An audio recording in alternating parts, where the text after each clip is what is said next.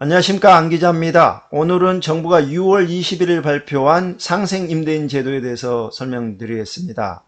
상생임대인 제도는 임대인이 만약에 계약갱신 청구권이 없는 세입자에게 자율적으로 계약을 갱신해 주면서 임대료를 5%만 올리는 경우에는 혜택을 주겠다는 겁니다. 그 혜택이 무엇이냐? 원래는 조정 대상 지역 같은 경우에는 실거주 2년을 해야 양도세를 12억까지 비과세를 해줍니다. 그런데 실거주 하지 않더라도 실거주 한 것으로 취급을 해서 양도세를 비과세 해주겠다, 이런 내용입니다. 그래서 이게 문재인 정부 때도 일부 도입을 했었는데 여러 가지 제약 요건이 있었습니다. 1세대 1주택이어야 되고 9억 원 이하 주택이어야 되고, 그리고 혜택도 비과세 2년 거주 요건 중에 1년만 인정해 줬습니다. 그런데 이번에는 다주택자여도 상관없다. 나중에 1주택자로 전환 계획이 있으면 된다. 그리고 비과세 거주 요건 2년 모두 다 면제해 주겠다. 여기다가 장특공제도 주겠다. 장기 보유 특별공제도 주겠다. 이런 겁니다. 그래서 만약에 여기 보시면 2021년 12월 20일부터 2024년 12월 31일까지 이 계약을 맺고 계약금을 이게 입금한 내역이 확인을 되면 상생 임대인으로 인정을 해주는 겁니다. 이렇게 되는 거고요. 그러면 여러 가지 좀 문제들이 있을 수 있어요. 그래서 제가 좀 정리를 해봤는데 아주 간단합니다. 일단 상생 임대인의 조건이 무엇이냐? 일단 직전 계약이 1년 6개월 이상이어야 됩니다. 그러니까 뭐 갭 투자자가 만약에 전세를 계약을 승계받아 가지고 1년 6개월이 되지 않았다고 그러면 인정이 되지 않는 겁니다. 그리고 집주인은 동일해야 합니다. 반면에 세입자는 바뀌어도 돼요. 그리고 새로 맺는 임대 계약은 무조건 2년을 넘어야 됩니다. 2년에서 하루라도 빠지면 안 됩니다. 그게 세입자의 사정으로 중간에 나간다고 해도 안 됩니다. 절대 안 됩니다. 무조건 2년을 넘겨야 됩니다. 그리고 2021년 12월 20일부터 2023년 24년 12월 30일까지 계약 체결하고 계약금 입금돼야 됩니다. 이 내역이 확인이 돼야 돼요. 그리고 요게 재밌는데, 갱신권을 청구한 계약이든 갱신권이 없는 상황에서 계약이든 상관이 없다. 그러니까 이 계약 날짜만 21년 12월 20일부터 2024년 12월 31일까지만 그 안에만 들면 됩니다. 그래서 세입자가 갱신 청구권을 계약갱신권을 청구를 했던, 아니면 계약갱신 청구권이 없는 세입자에게 집주인이 알아서 5%만 올려줬든 상관이 없다는 겁니다. 이게 왜 이러냐면, 만약에 이 상생 임대인 혜택을 받으려고 집주인이 이 임대 놓은 집에 들어올 생각이 없었어요. 그런데 아시다시피 집주인이나 직계 좀비 속이 그 집에 살겠다고 그러면 세입자는 집을 비워줘야 됩니다. 계약갱신 청구권이 무력화되는 거죠. 그래서 집주인이 들어올 의사가 없는데도 불구하고 나는 집에서 살겠다, 이 집에서 살겠다라고 하면서 세입자한테 나가라고 할 수가 있지 않습니까? 그렇게 되면 세입자는 비워줘야 되는데, 그런 상황에서 그런 상황에서 만약에 나는 들어오려고 했는데 상생 임대인 제도가 생겨서 나는 상생 임대인을 쓰겠다 그러면은 이걸 뭐 입증할 방법이 없잖아요. 그래서 정부에서는 깔끔하게 이 계약 기간 동안에 조건에 맞게 계약만 하면 세입자가 계약갱신 청구권이 있든 없든 상관이 없이 인정을 해주겠다는 겁니다. 무슨 얘기인지 아시겠죠? 네. 이런 내용이고, 그렇습니다. 그리고 또 이게 좀 재밌는 게, 우리 저기 임대사업자 있죠? 등록임대사업자. 등록임대사업자는 이게 10년 동안 임대료를 계약을 체결할 때마다 5%밖에 못 올려요. 이건 원래 그래요. 왜냐하면 임대사업자한테는 여러 가지 혜택을 많이 주죠. 거주주택 비과세 특례, 그 다음에 종부세 합산 배제, 양도세 중과 배제 같은 이런 혜택을 많이 주기 때문에 이건 상생 임대인 제도와 상관없이 임대사업자는 10년 동안 계약을 맺을 때마다 5%밖에 못 올립니다. 그런데 임대사업자에게도 이런 혜택을 주겠다는 거예요. 혜택을 주겠다는 거고. 그렇습니다. 근데 문제는 이게 뭐냐면 사람들이 헷갈리는 게 그러면 내가 내가 이 조건만 체결하면 어떤 집이든 내가 이런 혜택을 받을 수 있느냐? 그게 아니에요. 그거는 최종 마지막에 남은 주택에 대해서만 가능합니다.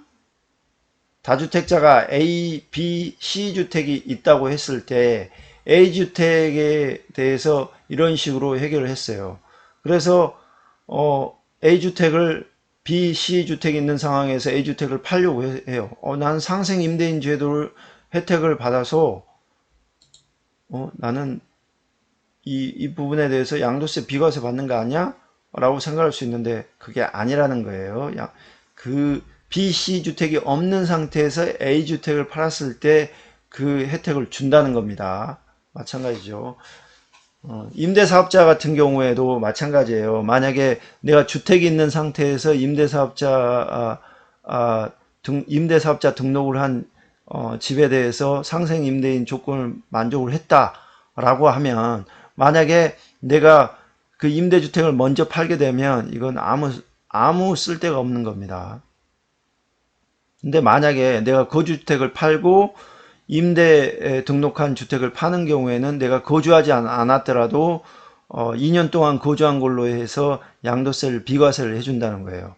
근데 이 부분에 대해서 사람들이 잘 모르는 게 그러면 임대주택 전체 양도세에 대해서 비과세를 해주냐? 그렇지 않습니다. 절대 그렇지 않고요.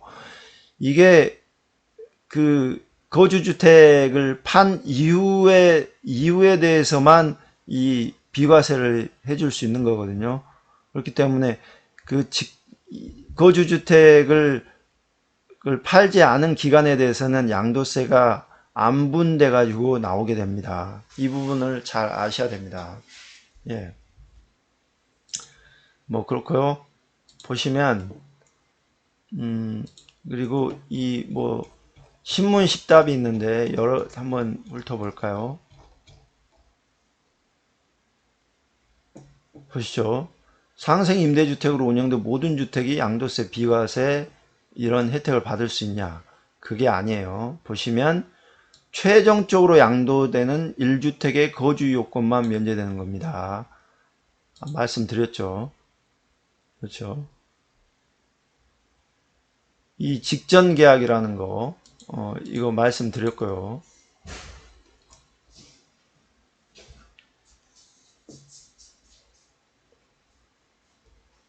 직전 임대차 계약과 상대 임대 계약이 동일해야 되냐? 아니다 라고 얘기를 했죠. 임차인은 달라도 무방하다.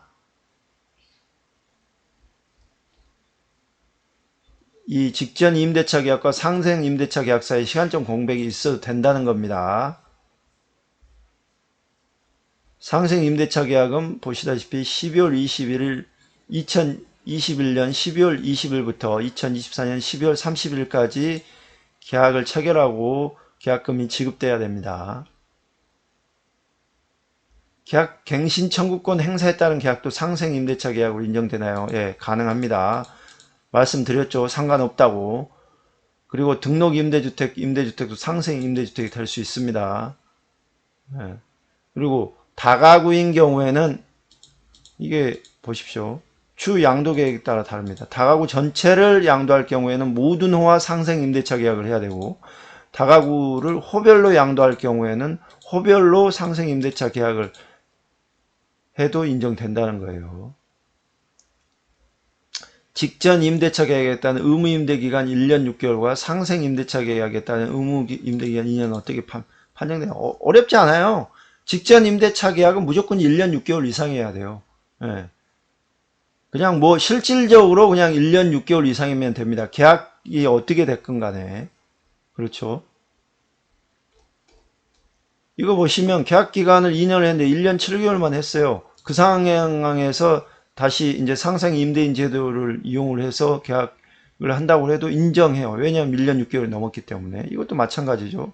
2년 2개월. 이것도 1년만 계약을 했다 묵시적 갱신했고 2년 동안 했어요. 이것도 인정해요.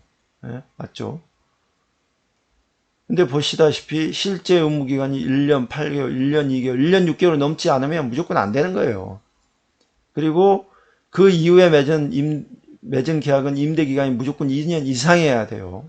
3년을 계약을 맺었는데 2년 6개월 살아도 인정. 2년을 맺었는데 2년 2개월 살아도 인정. 1년을 맺었는데 2년을 살아도 인정. 무조건 인정입니다. 그렇죠. 근데 이렇게 미달되면 안 된다는 거예요. 어렵지 않아요?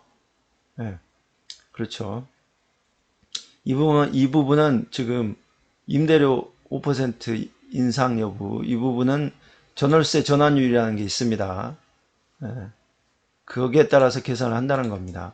예, 그렇습니다.